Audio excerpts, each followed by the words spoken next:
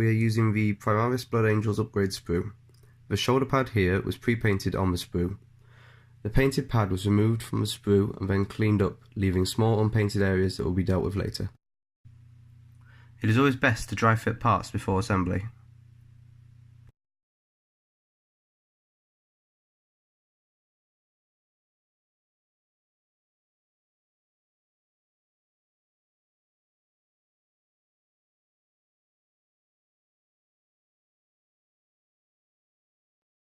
After making sure the pad fit correctly, a small amount of glue was placed on the back of the pad to hold it in place.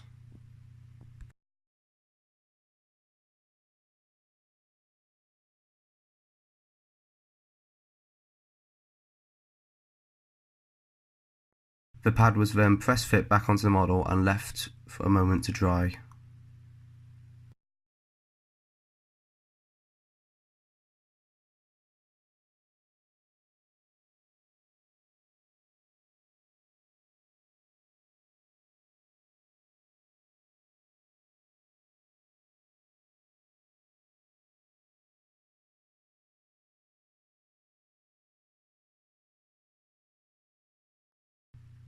Moving on to the second shoulder pad. This shoulder pad represents the company that the marine is in. This marine is currently in a second company and therefore that is marked by a yellow teardrop.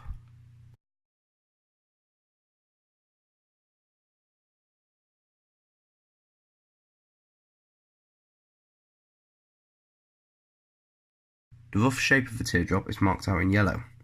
After this, it is then gone over in red on the outside to mark out the proper shape.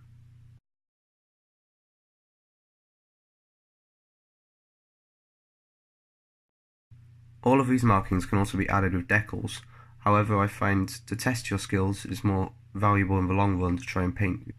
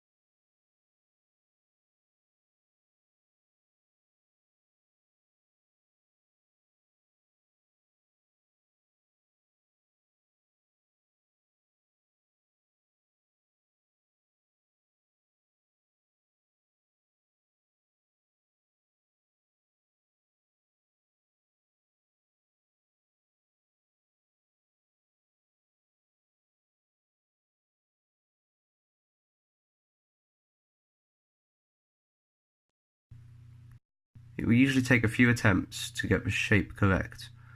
However, going over the yellow each time with red will help achieve the desired look.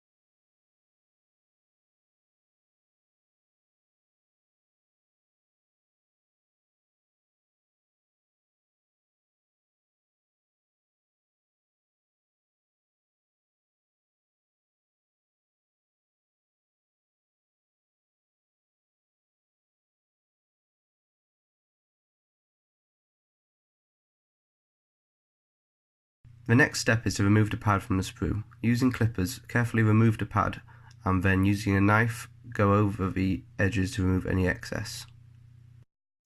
Afterwards, again, dry fit the pads onto the aggressor to make sure that it fits correctly and nothing else needs removing.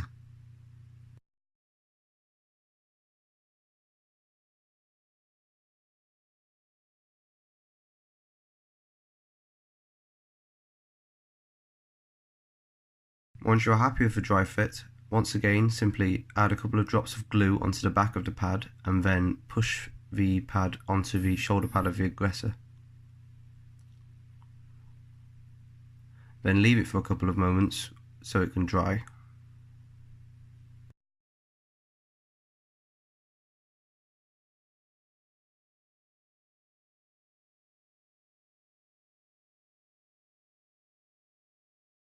The next step here will be to touch up all the unpainted sections that are left from removing the pads from the sprues.